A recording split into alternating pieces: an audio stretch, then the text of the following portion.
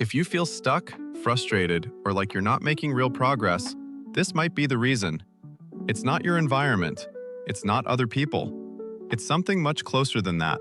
Something you deal with every single day, but rarely stop to question. This book is about self-sabotage, emotional healing, and personal transformation. Brianna Wiest explains that the biggest obstacle in your life is often not your situation, but your own patterns, fears, and habits. The real work begins when you stop fighting life and start understanding yourself.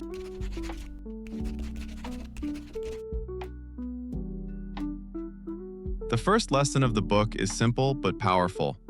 The mountain in your life is not always the problem outside of you, but the struggle happening within you. It is your fear, your doubt, your habits, and the parts of you that resist change. The book challenges the idea that external success alone will fix everything. Instead, it shows that lasting change begins with self-awareness. Before you can build a better life, you have to understand the version of yourself that keeps getting in the way.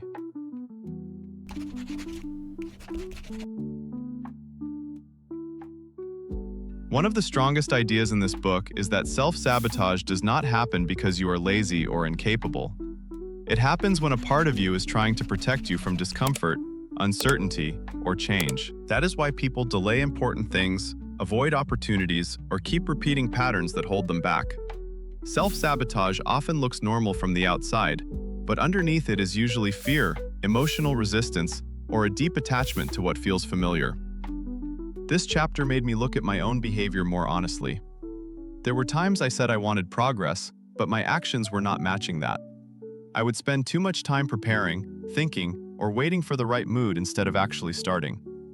What changed for me was realizing that delay is not always rest or strategy.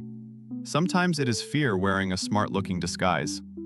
A small example of this was putting off meaningful work while doing smaller tasks that felt easier. Once I noticed that pattern, I started doing the important thing first, even if I felt uncomfortable. That shift helped me become more honest with myself.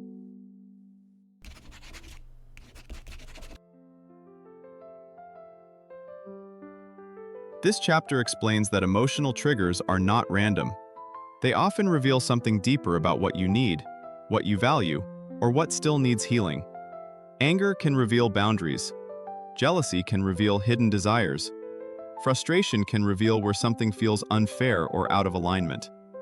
Instead of seeing these emotions as something to suppress or be ashamed of, the book teaches that they can become useful signals. If you pay attention, your reactions can teach you a lot about yourself. What stood out to me here was the idea that emotions can carry information.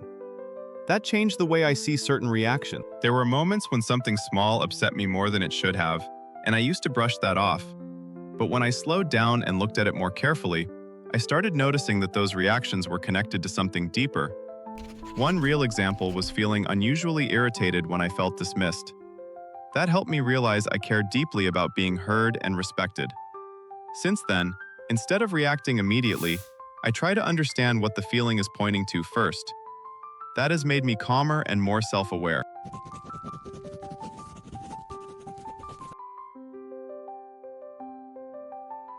Another major lesson in the book is that unresolved pain tends to repeat itself. If you do not repair what is broken within you, you often recreate the same kind of struggles in different forms.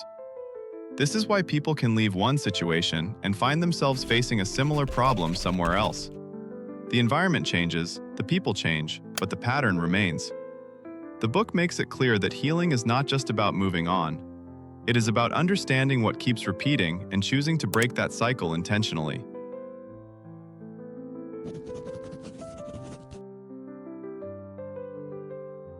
The book places a strong focus on emotional intelligence, which means being able to recognize, understand, and manage your emotions instead of being controlled by them. A lot of people react quickly without really knowing what they are feeling or why.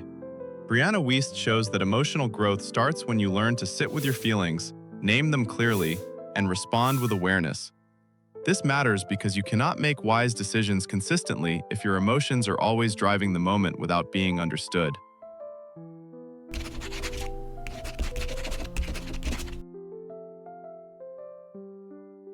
This chapter goes deeper into the idea that growth is not only about discipline or mindset, it is also about healing. You cannot build a better life while constantly running from what hurts. The book explains that avoided emotions do not disappear. They stay in the background and influence your choices, your relationships, and your habits. Real healing begins when you stop distracting yourself long enough to actually face what you feel. That process can be uncomfortable, but it is often where real clarity begins. This part really stayed with me because it exposed how easy it is to stay busy instead of being honest. There have been times when I felt restless, heavy, or mentally scattered, and instead of asking why, I would just keep moving. I would fill the space with noise, work, or distraction. But I started noticing that avoiding my feelings did not make them disappear. It only made me less clear. A small real-life change for me was creating quiet time to reflect instead of always reaching for my phone or trying to escape discomfort. That helped me understand what I was carrying emotionally, and it made me feel more grounded in how I approached my day.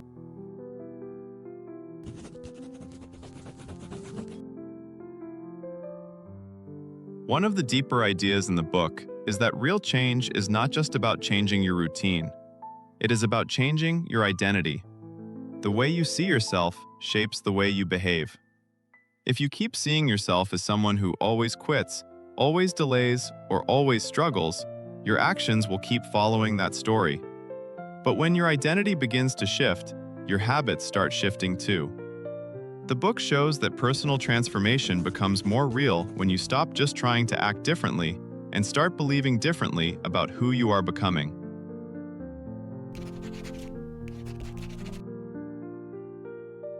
This chapter explains why motivation cannot be your main source of progress. Motivation is inconsistent. It rises and falls depending on mood, energy, and circumstances. Discipline is different because it allows you to act even when you do not feel inspired. The book shows that growth comes from repeated effort, not occasional excitement. Waiting to feel ready can waste a lot of time. Progress usually comes from choosing to show up in small ways, especially on the days when it would be easier not to. This lesson helped me stop romanticizing motivation. I used to think I needed the right mindset before I could take action, but that kept making me inconsistent. What changed for me was understanding that small action matters more than perfect energy. One real example was choosing to keep going with something important, even on days when I felt low or distracted. Instead of doing nothing, I started doing something small and manageable. That built trust in myself. Over time, I felt less dependent on mood and more committed to consistency. That was a healthier way to grow.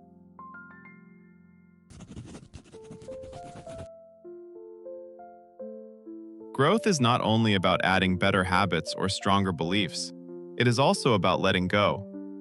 The book explains that some patterns, attachments, and even relationships may no longer fit the person you are becoming. Holding on to what feels familiar can keep you connected to an older version of yourself. That is why change often feels costly. As Brianna Wiest writes, "Your new life is going to cost you your old one." Letting go can feel uncomfortable, but it also creates space for something better.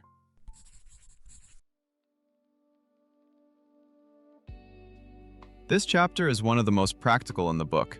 It explains that personal power begins when you take responsibility for your life. That does not mean blaming yourself for everything. It means focusing on what is still yours to own. The moment you stop waiting for people, timing, or circumstances to fix your life, you begin to move differently. Responsibility shifts you from helplessness to action. It reminds you that even if you cannot control everything, you can still control how you respond and what you do next. This chapter challenged me in a very direct way. It made me notice how easy it is to explain things instead of confronting them. There were times when I blamed timing, pressure, or my environment, without really asking what part of the situation was still mine to handle. What changed for me was the question I started asking myself: what is still in my hands here? A simple example was noticing moments when I delayed action even though I already knew the next step. Instead of staying in that cycle, I began to focus more on ownership than excuses. That mindset made me more decisive and less passive.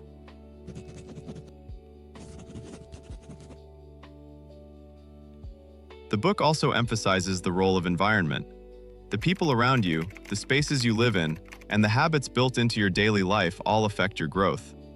It is difficult to become a different person if everything around you keeps pulling you back into the same patterns. That is why environment is not a small detail. It shapes behavior more than many people realize. Sometimes personal growth is not only about trying harder. Sometimes it is about changing what surrounds you so that growth becomes easier to support.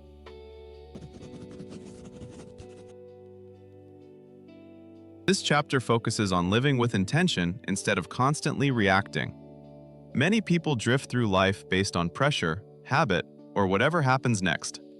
But the book encourages you to become more deliberate.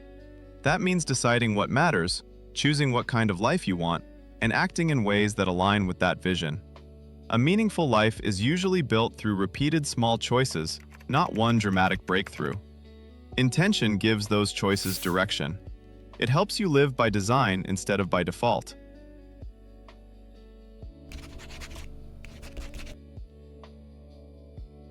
The final lesson is about accepting that transformation is a process.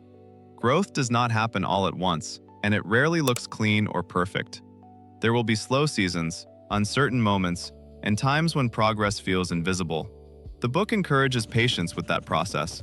Becoming a new version of yourself is not something you finish quickly. It is something you keep choosing. Real change often looks ordinary while it is happening, but over time, those steady internal shifts become a completely different life. This final chapter helped me relax my expectations in a healthy way.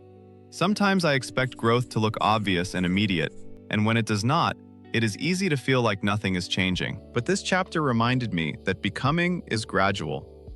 One thing that changed for me was how I measure progress. Instead of only looking for dramatic results, I started paying attention to smaller signs, like responding more calmly, being more consistent, or recovering faster from setbacks. That made growth feel more real. It also helped me stay patient with myself while still moving forward. The Mountain Is You is more than a book about self-improvement. It is a book about self-awareness, healing, and real personal change. It teaches that the biggest obstacle in your life can also become your greatest teacher. And as Brianna Wiest puts it, the greatest act of self-love is to no longer accept a life you are unhappy with. The main takeaway is simple. Understand yourself, take responsibility, and keep growing. Real change begins when you stop fighting yourself and start working with the truth. If this spoke to you, you can stick around. There's more coming.